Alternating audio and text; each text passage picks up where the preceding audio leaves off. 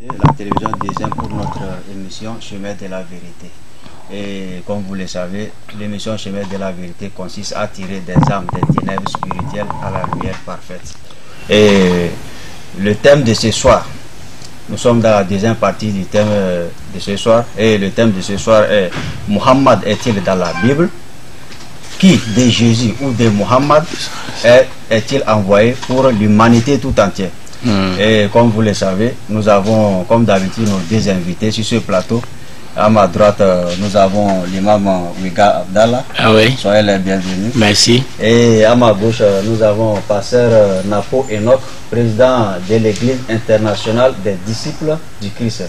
Soyez les bienvenus. Merci mon frère. Ok. Comment est la famille? Ok, Dieu nous porte. Ok, Dieu merci. Chers téléspectateurs, donc nous allons, excusez-nous d'abord du retard, compte tenu des problèmes techniques.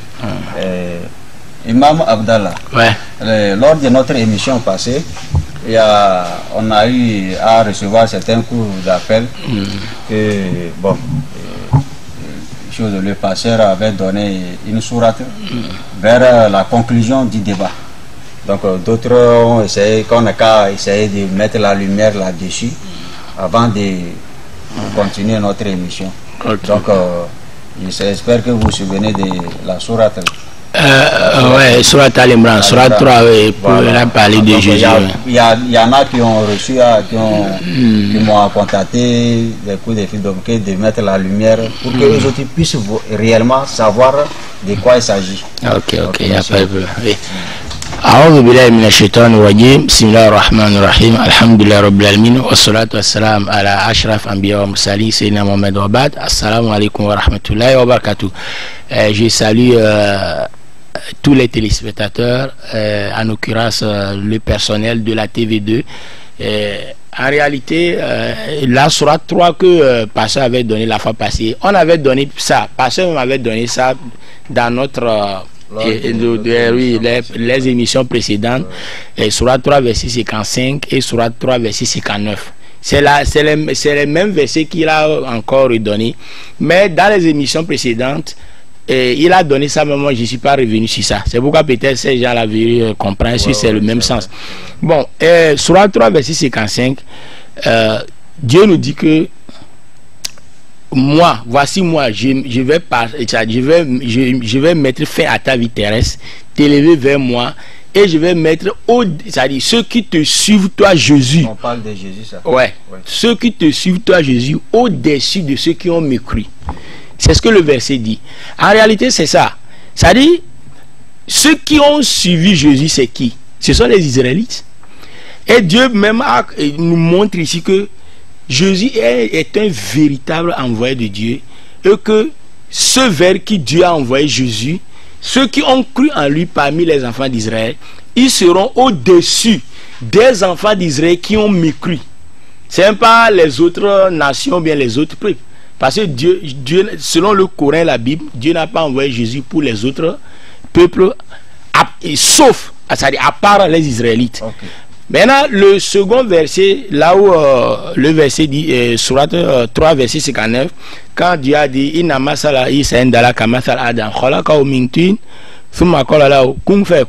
Dieu nous dit, Jésus, la création de Jésus, chez Dieu, c'est de la même manière, c'est de la même création d'Adam. C'est-à-dire, le chemin par lequel Dieu avait passé, c'est-à-dire pour... créer Adam, c'est le même chemin il était passé pour créer Jésus, passé, c'est-à-dire sans l'intervention de la gamète mâle.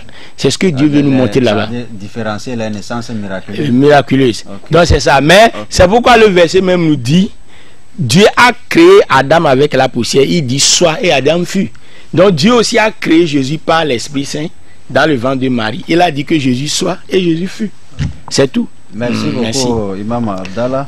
Nous allons devoir rentrer maintenant au sujet. J'espère que si j'ai bonne mémoire, pasteur Enoch, il y avait le verset de la Genèse 49 Verset 10. Verset 10. Shiloh. Shiloh. Voilà, j'espère que c'est là qu'on s'est limité. Imam Abdallah avait donné un passage de la Genèse 49, verset 10, où il dit que le Shiloh doit venir et que les peuples lui seront soumis. Obéissent. Donc, les peuples vont l'obéir. Ok. Donc, j'aimerais que vous allez nous lire tout d'abord ce passage-là et nous donner aussi la lumière sur ce passage-là. Merci beaucoup.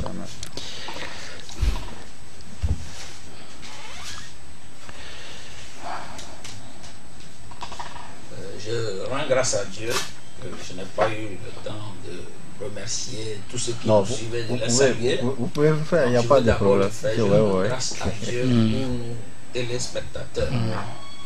Et avant de lire et de rentrer dans le vif du sujet, j'aimerais leur dire ceci. L'or qui ne peut pas résister à l'épreuve du feu n'est pas de l'or. Et qu'est-ce que je veux dire par là? Je veux vous dire que la foi qui ne peut pas être éprouvée, mise à l'épreuve, n'est pas la vraie foi. Si vous avez une vraie foi, quel que soit ce qui s'élève contre elle, elle va résister. Donc, je demande encore à chacun une grande patience, à chacun de prendre le pour et le contre de ce que nous sommes en train de faire. Pour vraiment chercher la vérité. La vérité, voilà. Donc, ce n'est pas une imposition. Non. Nous sommes en train de changer des idées. Oui. Ce que vous voyez de meilleur, vous le prenez, et le reste vous comme un adage dit, si quelqu'un t'aime, cela ne veut pas t'y réfléchir, cela ne veut pas laisser que toi t'y réfléchisses. Voilà. Donc, chers téléspectateurs, tout ce qu'on fait comme ça, vous aussi, vous allez vraiment voir où est la vérité, où est le mensonge, et vous allez prendre ce qui est bon. Ok, merci. Revenons au texte biblique pour bien comprendre le verset 10. Il faut aller plutôt au verset 9 pour commencer la lecture. Il n'y a pas de problème. Donc, nous lisons ceci. Judas est un jeune lion. Tu reviens du carnage, mon fils. Il ploie les genoux et il se couche comme un lion, comme une lionne qui le fera se lever. Le sceptre ne s'éloignera point de Judas, ni le bâton souverain d'entre ses pieds, jusqu'à ce que vienne le Shiloh et que les peuples lui obéissent. Donc ici il s'agit de quoi? Le patriarche Jacob, devenu Israël, est au terme de ses jours sur la terre. Il appelle ses 12 fils qu'il a eus et il leur donne des bénédictions prophétiques. Et il arrive à l'un de ses fils qui s'appelle Judas. Judas va finir par devenir un peuple, une tribu au milieu des fils d'Israël. Donc dans les bénédictions prophétiques de Jacob, Israël, à Judas son fils, il va lui faire comprendre que il sera comme un lion, il sera quelqu'un de fort, quelqu'un qui va régner, quelqu'un qui va dominer, et la royauté ne va plus jamais s'éloigner de sa tribu jusqu'à ce que vienne ce qu'il a appelé le Shiloh, qui est Jésus-Christ. Est-ce que vous voyez?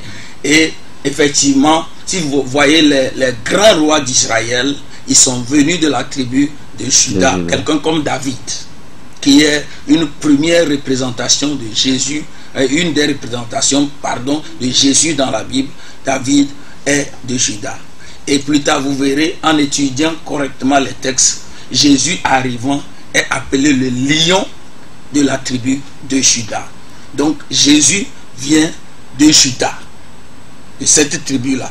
Donc, parlant ici du lion, quelqu'un qui va régner comme un lion, Israël, Jacob prophétisait sur la venue de Jésus qu'il appelait le Shiloh. Voilà comment. Merci, pasteur Enoch. Imam Abdallah. Donc, voici ce que le pasteur a dit concernant la Genèse 49, 10. Bon, s'il n'y a pas quelque chose à ajouter, on peut passer, on peut avancer. Donc, il n'y a pas de problème. Je vous remercie parce que le verset même est clair. Parce que vous savez que nous avons des exégèses de la Bible. Et il y a différentes versions des Bibles. Mais aussi, il y a aussi des exégèses qu'on appelle les traditions. Parce que le mot Shiloh, mais là, bon, revenons. quand nous lisons dans Genèse 49, de verset 9 à 10, Shiloh là ne peut plus être encore Jésus. Parce que le verset parle, regardons, dit le sceptre ne s'éloignera pas de Juda, ni le bâton souverain entre ses pieds. Regardez, si jusqu'à ce que vienne le Shiloh et que les peuples lui obéissent. Maintenant, si Shiloh est Jésus, vous comprenez le verset. Jésus est de quelle tribu? Il est de Juda. Oui. Bon, maintenant, si le pouvoir ne va pas s'éloigner de Juda, jusqu'à vienne encore une fille de Juda. Donc, selon votre interprétation, ça veut dire le pouvoir prophétique, le bâton des souverains, va s'éloigner.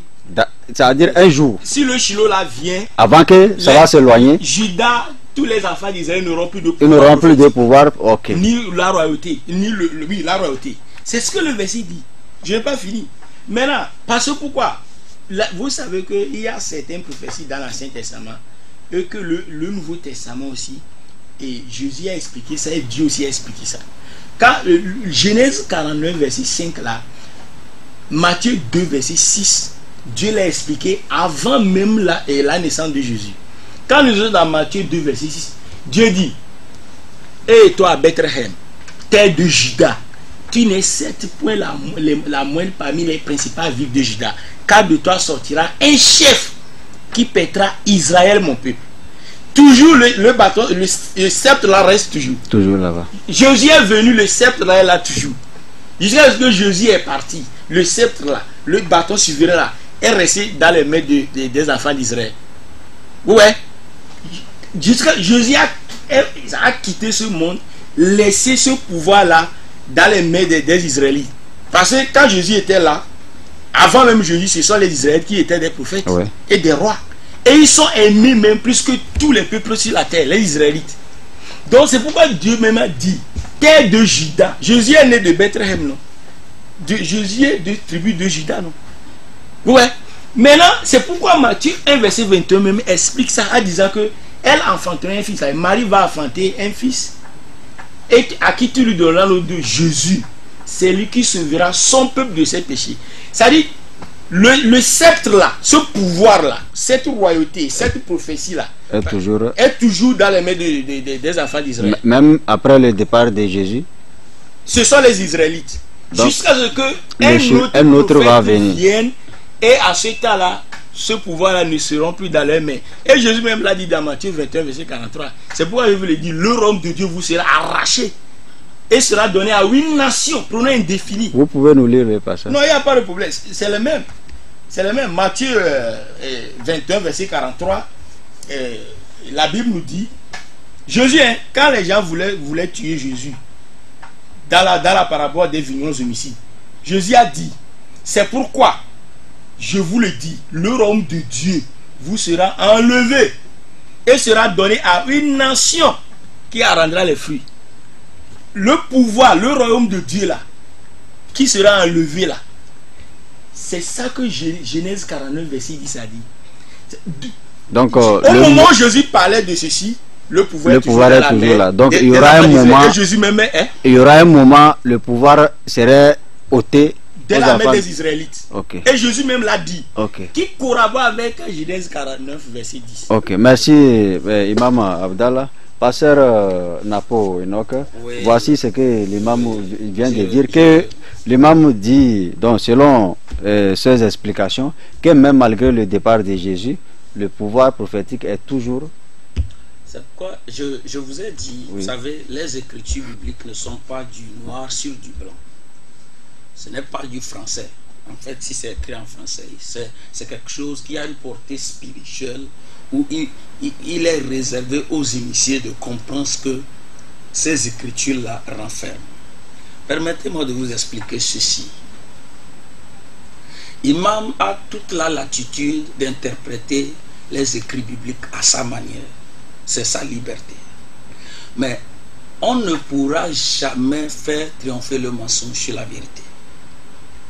Ici, qu'est-ce qui se passe réellement? Vous savez, dans la Bible, dans les choses de Dieu, du côté christianisme, si Imam ne le sait pas, je vais lui dire, il y a deux Israël. Il y a l'Israël charnel qui est un prototype de l'Israël spirituel, qui est l'Israël de Dieu, qui est l'église de Dieu, qui est l'ensemble de tout cela au travers de la foi de Jésus-Christ appartiennent à Dieu et sont le peuple de Dieu. Aujourd'hui, ce n'est plus Israël physique que nous connaissons qui se bat là-bas avec la Palestine qui est le peuple de Dieu. Donc au moment où Dieu a choisi Israël pour montrer ce que Jésus devait faire, il a permis que dans la tribu de Juda, il y a le règne, le pouvoir humain, le pouvoir physique. Et ce pouvoir physique était le témoignage du règne de Dieu parmi les hommes à travers des rois qui sont ou spécialement qui viennent de la tribu de Juda pour régner sur Israël terrestre, Israël physique.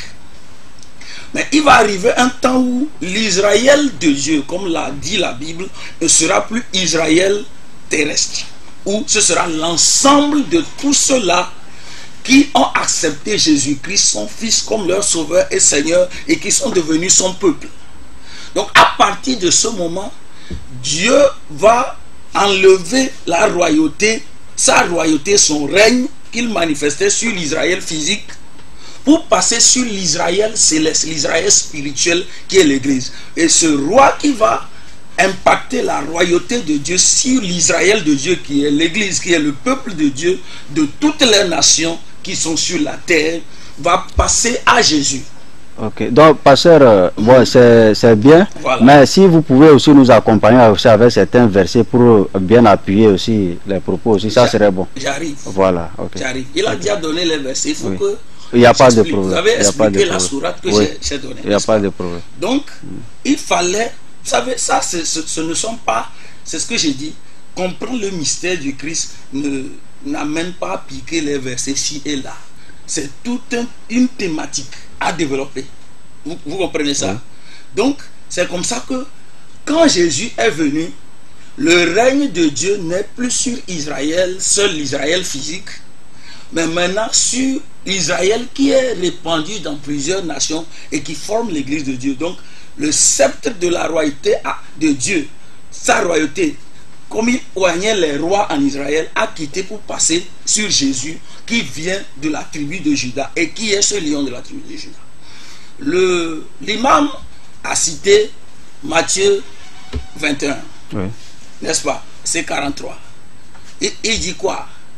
Que Dieu a dit qu'il va arracher le royaume des Israélites. Oui. Il parle de l'Israël physique. Parce que les Juifs ont rejeté Jésus. Les Juifs n'ont pas cru en Jésus. Les Juifs n'ont pas vu en Jésus le Messie qu'ils attendaient. Ils l'ont rejeté. Okay. Et c'est pour ça que Jésus leur disait que à partir de maintenant, ce n'est plus vous seuls qui serez le peuple de Dieu. Et ce n'est plus parmi vous seuls que le règne de Dieu va se manifester. Dieu va étendre son règne à d'autres nations. C'est de ça il s'agissait dans la Bible. Merci, pasteur Enoch. Avant de revenir à vous, donc l'imam va prendre la parole. Mais en attendant, vous allez commencer à nous trouver les passages qui vraiment prouvent qu'il s'agit vraiment d'Israël physique qu'on veut ôter pour donner à Israël spirituel. Ok, merci beaucoup. Bon, Imam Abdallah, voici ce que le pasteur a dit. Bon, j'espère que peut-être on va en venir après, qui va nous donner les choses, les versets, ou bien si vous avez quelque chose à dire, il n'y a pas de problème. Ok. Donc, j'espère que vous allez faire un peu vite pour qu'on entame aussi autre chose. Oui, oui. Ok, merci beaucoup. En réalité, vous savez, Jésus a tout dit. Et les prophètes de la Bible ont tout dit. Et Dieu même a tout dit dans la Bible. Si le pasteur nous dit la Bible, c'est pas ce qui est écrit noir sur blanc. Comment il fait pour lire? La Bible, c'est ce qui est écrit noir sur blanc.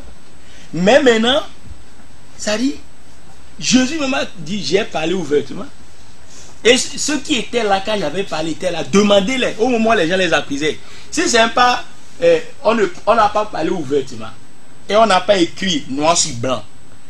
Bon, comment les gens qui n'ont pas la vie comprendront les Écritures pour avoir la vie avant d'avoir l'Esprit Saint? C'est ça le problème. Maintenant revenons. Jésus est plus que clair. Jésus a dit, Matthieu 21, verset 43, le royaume de Dieu vous sera arraché et sera donné à une nation. Bon, si cette nation-là, c'est une nation charnelle que Dieu va arracher le pouvoir, il va donner à la nation spirituelle. Maintenant, le pasteur dit que c'est l'église. Maintenant, quand nous regardons dans la Bible, là, tous les enseignements de Jésus, Jésus n'a jamais été à l'église. Maintenant, bon, lui n'a pas enseigné d'aller à l'église. Maintenant, comment Dieu va prendre ce pouvoir-là de l'Israël charnel pour donner les gens spirituels qui est l'église? Vous voyez, Jésus n'était jamais même allé à l'église dimanche.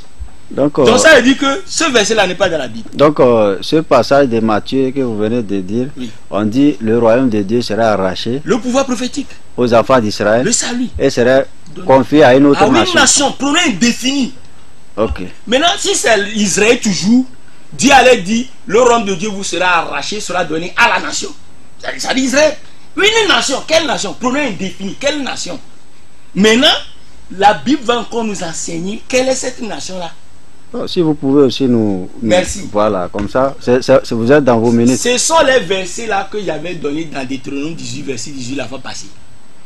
Que Dieu a dit, je serai du milieu de leurs frères, un prophète comme toi, Moïse.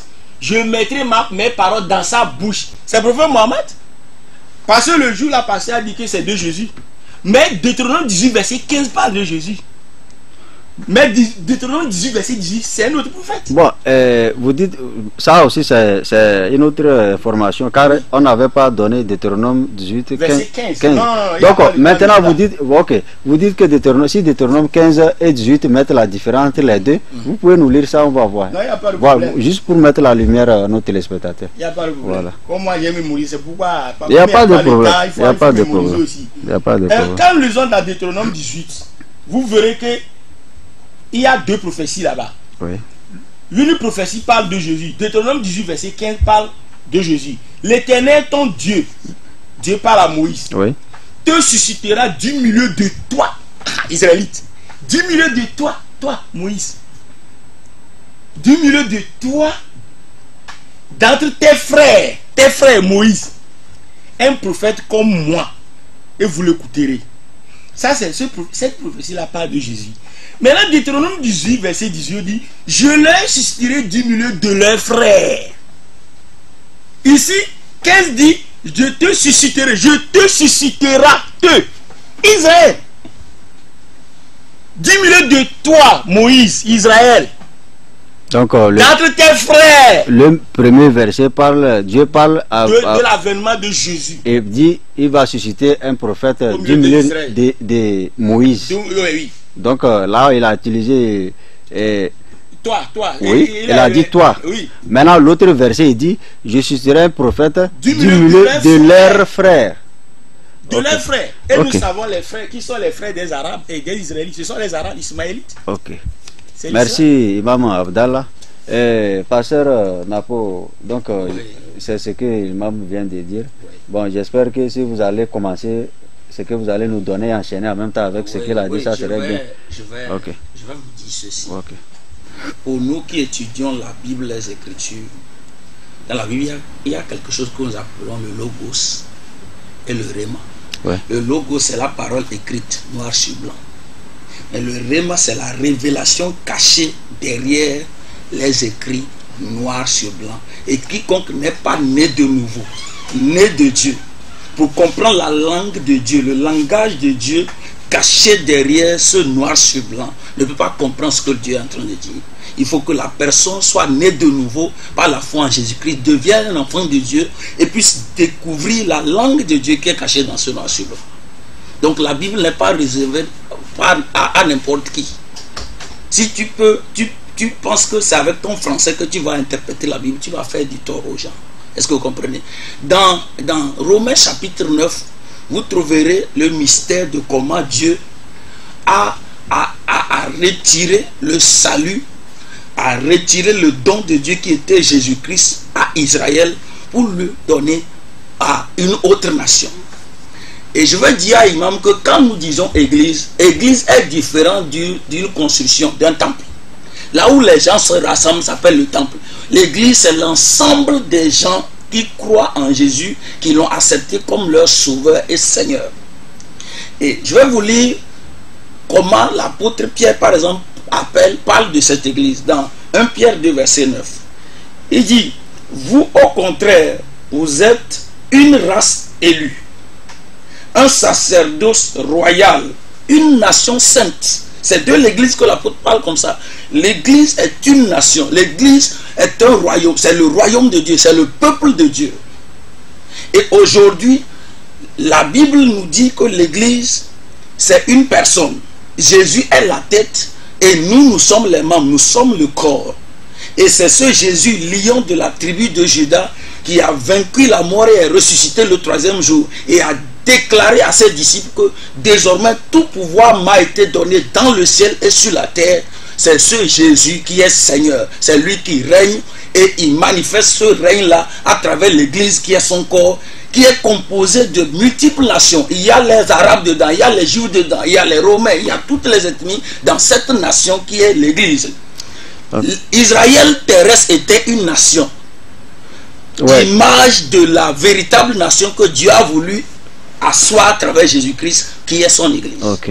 Est-ce que vous comprenez? Oui. Pour ne pas vous interrompre, j'espère que vous avez trouvé un verset au moins pour donner à nos téléspectateurs pour qu'ils sachent non, que je l'ai dit, ils n'ont qu'à lire Romains chapitre 9. C'est long. Si on veut lire tout, donc c'est tout. Ils n'ont qu'à lire tout. Tous les. Ok. Que dans la Bible, les choses ne donc, sont pas résolues. Romains chapitre 9. Romains chapitre 9 du premier jusqu'à la fin. Les choses ne sont pas donc, résolues. Chers téléspectateurs, vous pouvez noter déjà Romains chapitre 9 du premier verset jusqu'au dernier. Peut-être vous allez mieux comprendre quelque chose dedans. Donc là maintenant, ça nous parle que, c'est-à-dire Dieu a ôté le salut des choses d'Israël physique à Israël spirituel. Ok. Il n'y a pas de preuve pour continuer. Deuxièmement, il gymnastique sur les passages de Deutéronome.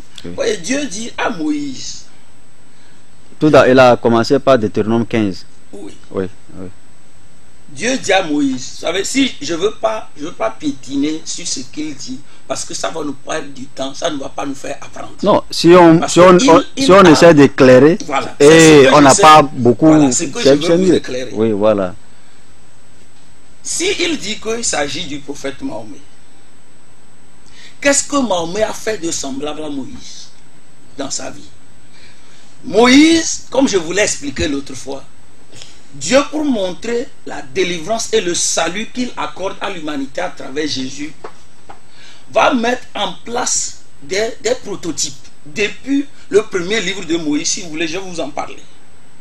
Dans le premier livre de Moïse, qui est Genèse, le salut de Dieu par Jésus-Christ apparaît au moment où il offre un bélier à Abraham pour sauver son fils. Ça, c'était la manifestation du salut de Dieu programmé en Jésus-Christ pour l'humanité, révélée comme ça. Jésus-Christ est, le bélier est l'image de Jésus-Christ dans l'Ancien Testament, dans le livre de Genèse, le premier livre de Moïse. Dans le deuxième livre de Moïse, qui est Exode, Moïse même est l'exemple, je ne sais pas comment utiliser des termes simples pour que vous puissiez comprendre. Moïse même est l'image de ce que Jésus va faire un jour pour l'humanité à travers ce que Moïse va faire pour Israël. Israël s'est retrouvé dans la servitude, dans l'esclavage, dans la souffrance, dans tous les malheurs en Égypte. Et ils ont commencé à crier à Dieu. Et Dieu a envoyé Moïse d'aller les faire sortir de ce malheur qui est l'Égypte pour les amener dans un endroit de paix.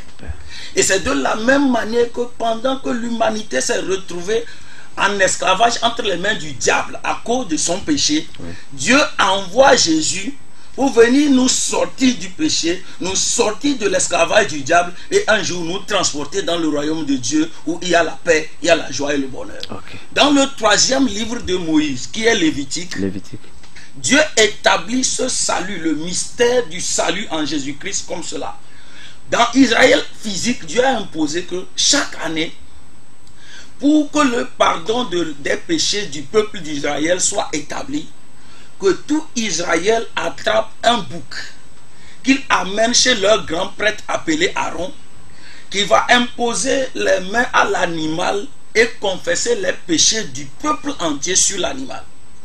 Et à la fin, l'animal là était chassé dans un lieu désert pour aller mourir. Et la Bible dit que cet animal emportait les péchés d'Israël, qui est le peuple de Dieu. Ok, merci, pasteur. J'espère que vous avez même ajouté 3 minutes. Ou bien vous allez compléter ça. Oui, il n'y a pas de problème. Comme ça, il n'y a pas de problème. C'est mieux comme ça. Donc, Jésus-Christ vient pour l'Israël céleste être ce bélier-là, ce bouc-là, pardon, sur lequel Israël physique avec Aaron mettait les péchés sur lui pour qu'il purifie les péchés du peuple. Jésus est donné par Dieu pour venir purifier les péchés d'Israël céleste et entraîner le salut de cet Israël.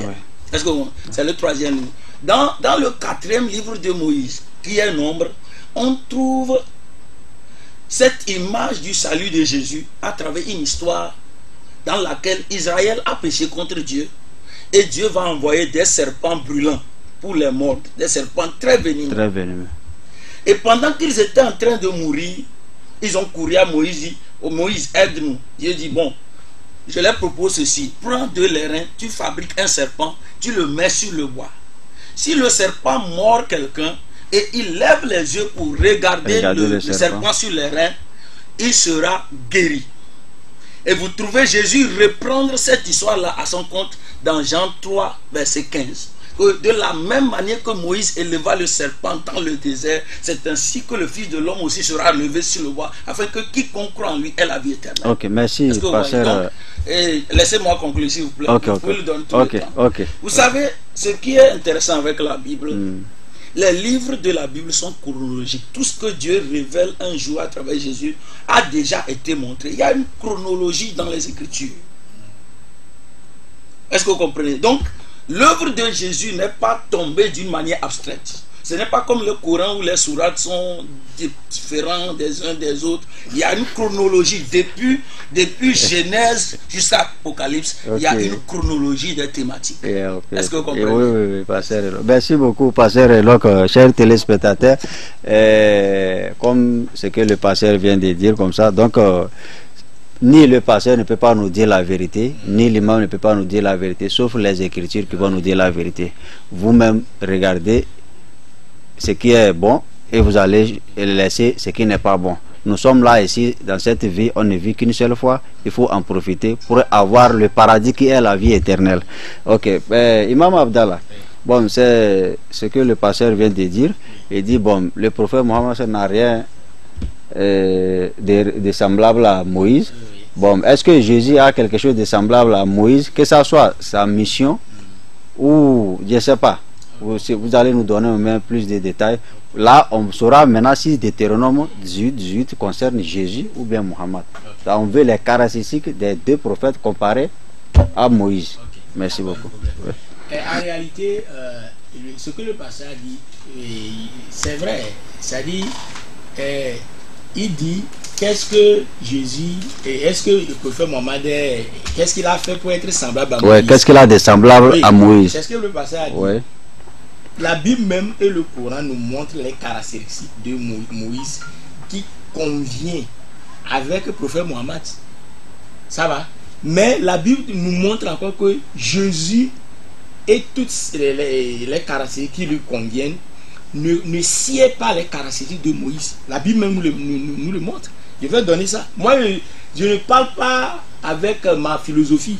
C'est pourquoi je donne les versets. Dans la Bible, quand nous lisons dans Deutéronome 34, verset 10, Dieu même dit, il n'a plus paru en Israël 2 prophètes semblables à Moïse que l'Éternel connaît face à face. Par les miracles que Moïse avait opérés parmi les Israélites devant Pharaon. Si Dieu nous dit dans Deutéronome 34, verset 10, qu'il n'a plus paru en Israël 2 prophètes semblables à Moïse, et que la Bible dit que Jésus est prophète. Est-ce que Jésus... Donc, Deutéronome 34, verset 10. Oui. Donc, c'était à part Moïse, il n'a plus paru en Israël, un Israélite. Un prophète qui est semblable à Moïse. C'est Dieu même qui le dit dans la Bible. Deutéronome 34 verset 10. Deutéronome 34 verset 10. Vous pouvez vérifier. Donc, c'est pourquoi même quand vous regardez dans Deutéronome 18 verset 15, Dieu n'a pas dit, quand Dieu parlait de Jésus, il n'a pas dit que je vais envoyer un prophète qui sera semblable à Moïse, mais il dit à moi. Dieu dit que ce prophète sera semblable à moi, Dieu. La Bible dit que Jésus sera semblable à Dieu. Deutéronome 18 verset 15 dit, le prophète Jésus qui va venir là, il sera comme lui Dieu. Mais c'est un autre débat à faire pour comprendre. Maintenant, Deutéronome 18 dit non, le prophète qui devait venir après Jésus aussi, c'est lui qui sera semblable à Moïse. Mais Jésus, lui, sera semblable à lui Dieu. Ça dit, après je vais entrer dans les détails. C'est-à-dire que la Bible même nous montre que Jésus n'a jamais été semblable à Moïse. C'est la Bible qui le dit. Maintenant, revenons un peu. Quand nous lisons dans Hébreu, le pasteur a donné Hébreu 9. Il a dit de lire de 1 jusqu'à Romain. Ok, il n'y a pas de problème. Il a donné Romain 9, de lire jusqu'à dernier verset pour voir ce que Jésus... Ça dit, Romain là que Paul a écrit aux Romains, c'est une lettre que Paul a écrit aux Romains. La lettre là que Paul a écrit aux Romains, Paul même nous a expliqué cette lettre des Romains là dans Galates 3, verset 13. Parce que quand nous regardons tous les écrits de Paul concernant Jésus, Paul nous montre la mort de Jésus sur la croix pour sauver l'humanité. Vous voyez non? Et Paul même a expliqué ce Romain 9 là, dans Galates 3, verset 13, que car Christ nous a racheté de la malédiction de la loi, étant devenu malédiction pour nous, quand il est écrit, maudit est quiconque est pendu au bois. Paul même dit que celui qui est mort sur le bois bien porté est maudit. Donc la malédiction ne veut pas nettoyer la malédiction. La saleté ne nettoie pas la saleté, mais c'est la pureté qui nettoie la saleté. Ça c'est un autre débat. Non, c'est le verset qui m'a poussé là-bas. Je comprends, oui. Ça c'est un autre débat. Quand nous revenons maintenant dans Hébreu 3, verset 3, nous regardons que Paul même nous montre, c'est Paul qui écrit aux Hébreux, que Jésus n'est pas semblable à Moïse. Vous pouvez nous lire le passage. Quand nous lisons dans Hébreu 3, verset 3, car Jésus-Christ a été juge digne d'une gloire d'autant supérieure à celle de Moïse. Paul même nous montre ici que Jésus est supérieur à Moïse. Donc, ce prophète-là qui va être comme Moïse, ce n'est pas Jésus. Deutéronome 18, 18. Donc, la Bible s'explique par elle-même. Donc, la Bible dit Jésus est plus supérieur à Moïse. Okay. Ça, c'est Hébreu 3, verset 3. Hébreu 3, verset 3. Maintenant, nous allons maintenant chercher qui est le prophète là, qui est venu après Jésus, qui est semblable à Moïse, selon Deutéronome 18, 18. Il ne faut pas cacher la vérité aujourd'hui. Merci. Non, mais 10 minutes est fini. Non, ils sont finis. Ça reste 2 minutes. Non, je vais aller. Il ne faut pas me couper. La fois passée, tu as dit que tu me coupes. C'est pas bon. Maintenant, revenons aussi. Quand nous revenons un peu aussi en arrière, je vais donner quelques exemples qui montrent, et ça dit, c'est là même. Là où Moïse voilà. et le prophète Mohammed sont semblables. Oui. Regardons domaine de comparaison. La naissance de Moïse, ordinaire. La naissance de Mohammed, ça sera ordinaire. Mais la naissance de Jésus, extraordinaire, sans peine. Maintenant, la mort de Moïse, ordinaire. La mort du prophète Mohammed, ordinaire. La mort de Jésus, selon Paul, extraordinaire. Parce que Jésus est mon martyr. Selon Paul. Ils sont égaux. Maintenant, regardons leur statut. La statue de Moïse, prophète et homme d'État. Statut de Mohammed, prophète et homme d'État. Statut de Jésus, prophète uniquement. Prophète, Jésus m'a dit, mon royaume n'est pas de ce monde. Il a dit à Pilate, Jésus n'est pas un roi sur la terre. Même Moïse est roi et prophète. Parmi les enfants d'Israël, prophète Mohammed est roi et prophète. Il applique la loi de talion. Tu voles, tu coupes la main comme Moïse le fait. Tu tues, on te tue comme Moïse le fait dans Lévitique. Tu vois, Jésus n'a pas fait ça. Merci. C'est pas fini. Mais oui, le temps. Merci, Imam Abdallah. Pasteur Enoch. Oui, mon frère. Le imam vient de lire Deutéronome 34, verset 10, où il est écrit que, comment dire, je n'ai pas mémorisé le passage. Il n'a plus paru en Israël un prophète qui est semblable à Moïse. Et il est venu lire encore Galates 3.3, où on dit que Jésus est plus supérieur que Moïse. Donc, nous voulons que vous allez nous donner les semblables. Oui, mon frère. Voilà. Merci, j'ai compris. Ok, voilà. Je voudrais, excusez-moi, je voudrais que quand je parle français, vous me compreniez. Oui. Parce que si vous ne comprenez pas français simple, on aura du mal à échanger. Oui. Moi, je n'ai jamais dit que Jésus est semblable à Moïse. J'ai dit la mission. La mission de Jésus est semblable à celle de Moïse. Je n'ai pas comparé les personnes. Okay. Donc, il s'est agité pour comparer les personnes. Moi, je n'ai pas comparé. Je parle de l'œuvre. Voilà, c'est pourquoi moi j'ai dit on va comparer et la mission. Voilà. Et tout. Et voilà. Il a comparé les personnes. Moi, j'ai parlé de l'œuvre. Il n'y a pas de problème. Il n'y a pas de problème. Est-ce que vous comprenez? Nous avons dit deux choses différentes. Il a comparé les personnes. Moi, je ne compare pas les personnes. Je compare la mission. Est-ce que vous comprenez? Et permettez-moi de vous dire, vous savez, quelqu'un qui refuse de reconnaître qu'un chien est un chien, soit c'est par stupidité ou c'est par folie. Regardez comment il m'a même décrit Jésus. Jésus ne peut pas être comparé à Mahomet. Mahomet, nous connaissons son père, nous connaissons sa mère. Mahomet est mort, nous connaissons son tombeau. Nous connaissons la manière dont Mahomet est mort. Mais Jésus, comme il a dit, sa naissance est extraordinaire. Ce n'est pas n'importe quel homme. Sa mort est extraordinaire. Il ne peut pas être comparé. Son tombeau est vide. Parce que le Coran parle de sa mort. Il a aussi dit aussi, pour Moïse aussi, la mort de Moïse et la naissance de Moïse. Il a dit ordinaire. Oui. Eux, ils sont ordinaires. Oui. Mais la mort de Jésus est extraordinaire. Oui. La naissance de Jésus est extraordinaire. Mais quand il a comparé Moïse et Mahomet, il a dit que leur naissance est ordinaire. Oui. Si vous avez à choisir un homme qui est venu dans ce monde comme Jésus à la manière du premier homme Adam, dans 1 Corinthiens 15, la Bible appelle Jésus le second et dernier Adam. Qu'est-ce qui s'est passé? Il va encore vous expliquer. Non, oui, on n'est pas encore là-bas d'abord. Nous sommes sur Deutéronome 18. J'arrive. Voilà. J'arrive. Oui. Quand, vous savez, quand Dieu dit à Moïse, ou bien dans Deutéronome 34, verset 10, qu'il ne va pas susciter un prophète comme lui, ça ne peut pas dire que Jésus et Moïse ne se ressemblent pas. Parce que ce n'est pas une ressemblance physique. Sur le physique, sur la nature de prophète, le caractère de Moïse, on ne peut pas les comparer avec Jésus. Bon, donc vous allez nous donner maintenant ce qui les unit entre Moïse et choses. Oui, c'est ça que je vous ai dit. Voilà. Moïse, la mission. Moïse, Israël est tombé dans la servitude de Pharaon en Égypte. Ils sont en train de souffrir. Va, tu les sors de là, tu les sauves. Jésus, le monde entier est tombé dans la servitude de Satan à cause du péché. Viens, tu les sors de là, tu les sauves. C'est la comparaison dans les missions que j'ai faites. Okay. Est-ce que vous comprenez? Donc je vais vous expliquer. Jésus, la Bible, comme le Coran le dit, Jésus est comme Adam.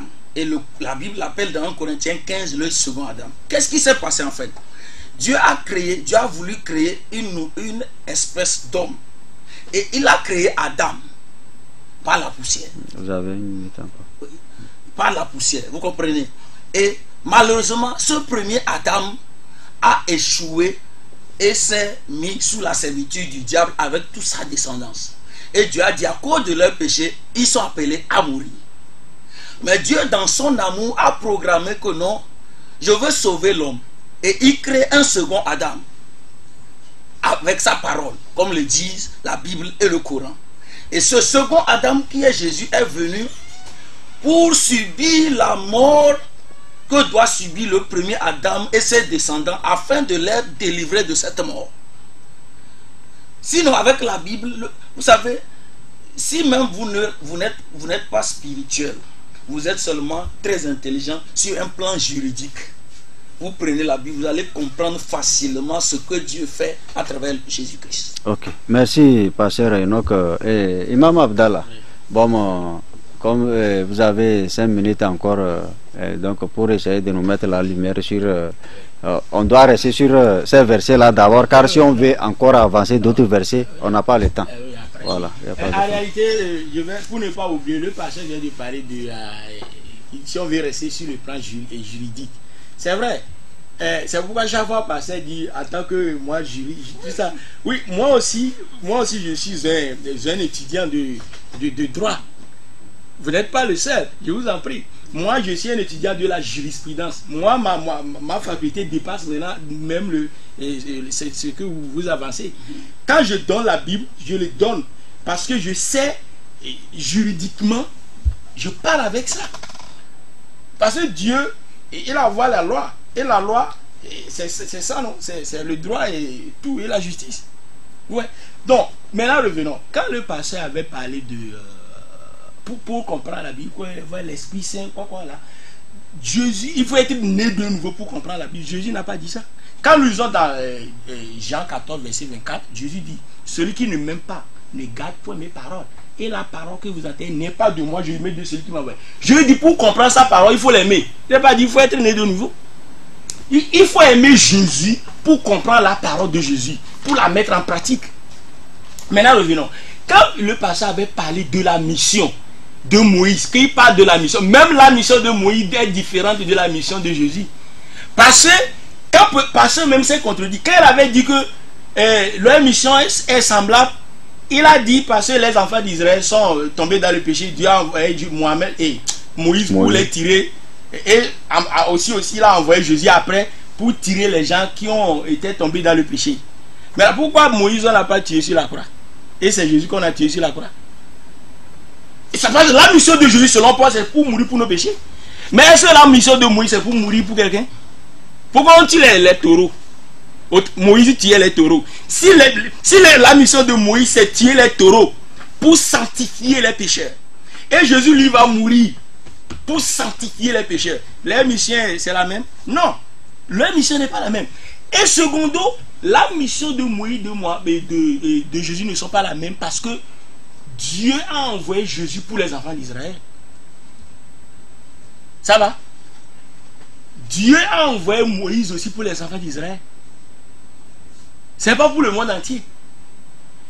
Donc ici, Dieu nous montre l'alliance, la dernière alliance qu'elle avait faite avec l'humanité tout entière, qu'un seul prophète, c'est lui qui va accomplir cette alliance, et c'est le prophète Mohammed. Parce qu'aucun prophète de la Bible, parmi les enfants d'Israël, aucun n'a jamais déclaré noir sur blanc, spirituellement même, qu'il a été envoyé pour l'humanité tout entière. À part le prophète Mohammed, sorti d'Ismaël. Donc la mission de Moïse, on ne peut pas comparer la mission de Moïse, de Jésus, de Mohammed pour comprendre le verset. On les compare, ça leur domaine social. Parce que si on veut les comparer par leur mission, selon l'alliance, la personne va mentir. L'alliance de Genèse 17, là, verset 9 en allant, la personne va mentir. Il me reste le temps? Oui, vous avez une minute seulement. Revenons. Et vous savez, dans la Bible, les versets sont clairs. Le Shiloh que j'avais donné là, c'est une altération de deux mots qui veut dire shalom, la paix. Et Shiloh veut dire le messager. Qui est le prophète qui a apporté la religion de la paix? C'est le prophète Mohammed, non? Parce que l'islam en arabe, ouais, c'est la religion de la paix. Alors que Jésus m'a dit, dans Matthieu 10, verset 34, ne croyez pas que je sois venu apporter la paix sur la terre, mais l'épée. Jésus dit qu'il a apporté l'épée. Ok, merci Imam Abdallah, pasteur Napo Enoch. Bon, compte tenu du temps, oui, on va devoir vous accorder au moins une minute pour conclure. Là, prochainement, maintenant, on va essayer de... Sinon, parce que j'aurais besoin de faire un débat. C'est le temps. Ce qu'il a dit. C'est le temps. Moi, j'ai tout noté. Oui, j'ai tout noté. Oui, il n'y a pas de problème. On va tout ça là. Il faut retenir ça. Tout est noté. Sinon, je n'allais pas retenir l'autre. Retenir ça. Il n'y a pas de problème. Je tiens. Il n'y a pas de problème. Cette émission ne va plus continuer si je vais répondre à Imam selon son langage et selon son audacité. Je veux me calmer parce que nous voulons communiquer la vérité. Il n'y a pas de... Après, on va essayer d'organiser. Les religions. Oui. Est-ce que vous comprenez? Oui. Il n'y a pas de... Après, on va essayer d'organiser tout ça là. Mais pour le moment, comme tu tenais du temps... Imam ne peut pas jouer au docteur de la Bible. il peut jouer au docteur du Coran, Il y a pas le pas- docteur de la Bible. Il n'y a pas de problème. Toi, tu n'es pas audace. Il n'y a pas de problème. Tu n'es pas audace. C'est les Écritures nous le diront. Ça débat de l'avortement. Chers téléspectateurs, nous sommes presque à la fin de notre émission. Tu veux me répondre? Nous sommes Je parle, presque... tu me coupes même. Oui, c'est bien, c'est bien. C'est la politesse, non? Non. Quelqu'un parlant. C'est ça qu'on appelle le débat. Non, maintenant moi j'ai donné la vérité, il me dit que C'est ça qui est le débat. Un C'est débat, pas normal. Vous avez dit des mensonges. un débat, Non, moi, j'ai Vous avez les c'est... versets. cité la Bible faussement. Oui. Dit des mensonges. Oui, un débat, c'est ça le débat. C'est ça. Donc, Il si... faut qu'il accepte le. C'est ça. Il faut qu'il C'est- accepte il y a le pas débat. de- Les téléspectateurs sont là. Il n'y a faut pas qu'il de accepte il y a pas le de débat, problème. c'est ce que je dis. Un débat n'est pas un combat. On est là, lui là parle, lui là va contredire. Mais c'est ceux qui nous suivent, c'est à eux de chercher la vérité. Oui, c'est eux Car les juristes. les Bibles sont là maintenant en français, les Corans sont là en français. Tout ce qu'on va vous donner comme verset, vous devez lire et voir clair s'il s'agit du vrai ou bien du faux. Donc, Pasteur Enoch, vous allez prendre une minute pour faire la conclusion. Bon, je rends Oui. grâce à Dieu. Oui. Et ce que je veux dire pour conclure, je veux m'adresser d'abord à vous. Ok. Je voudrais des questions claires, avec des réponses claires. Clair. Pas que nous tergiversons sur les mêmes choses, où on joue comme sur une balle de ping-pong, on se passe. Non, je ne veux pas ça. Tout- Vous voulez comprendre. Tout dépend de vous deux. Voilà. Voilà. Donc, posez-nous des questions Il n'y claires. a pas de problème. Tout, avec comme des réponses. comme Chacun vous va êtes là, donner les réponses claires. il n'y a pas de problème. Prochainement, ça serait... Je voudrais encourager Eh, les téléspectateurs qui nous regardent, qui nous suivent. oui. Je sais que ceux-là qui sont des élus de Dieu, ils feront le bon choix. Ils comprennent la logique des explications et ils feront le bon choix. Et je sais que le bon choix pour chaque homme sur la terre, c'est Jésus-Christ. Merci. Imam Abdallah, vous avez une minute pour clore les... Oui, en réalité, je remercie Dieu encore une fois de plus et je remercie aussi les téléspectateurs. Vous voyez, c'est à vous maintenant de noter les références qu'on a données. Parce que je viens de dire maintenant que j'ai menti, j'avais dit des menti. Il n'y a pas de problème. Vous qui êtes devant la télé, allez vérifier les choses. Allez lire et regardez ce qu'on a donné. Parce que chaque fois quand moi je parle, je donne les versets. Je donne les versets pour qu'on ne dise pas que l'imam n'est pas spirituel, mais vous qui êtes à la maison, chrétien, que soit votre appartenance religieuse, allez vérifier. Et vous qui avez l'Esprit Saint, regardez si ce que j'ai dit est mauvais ou pas. Merci beaucoup Imam Abdallah.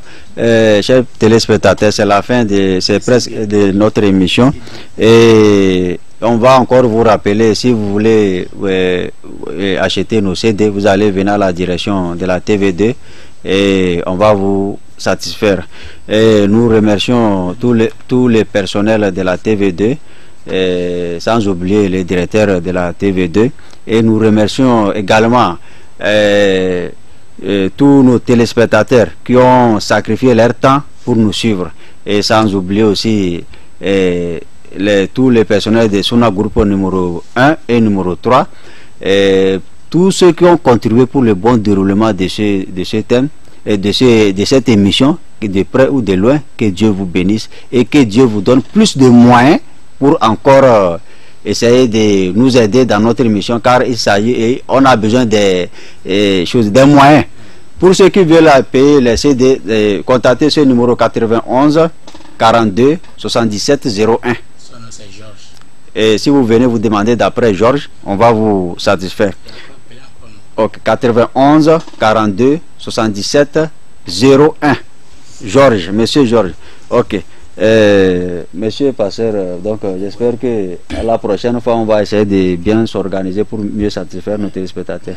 Ok, merci beaucoup. Et prochain rendez-vous. Ils peuvent nous appeler, non? Ah voilà, ok. Pour tout contact, vous pouvez, si vous voulez contacter le pasteur, vous allez composer le 90 07 06 15. Le 90 07 06 15. Pour contacter l'imam aussi, il faut le 93 70 37 11. 93 70 37 11. Bah, si vous voulez, moi aussi mon numéro noté aussi, il n'y a pas de problème. Peut-être vous avez des questions aussi. à nous laisser pour nos téléspectateurs. C'est le 80. Bon, je vais vous donner le WhatsApp. 91 02 09 79. Le 91 02 09 79. Ok, merci beaucoup et dans 2 semaines, on va se retrouver, Inch'Allah, par la grâce de Dieu. Salam alaikum wa rahmatullah et shalom à tous les chrétiens. Merci beaucoup. Merci beaucoup.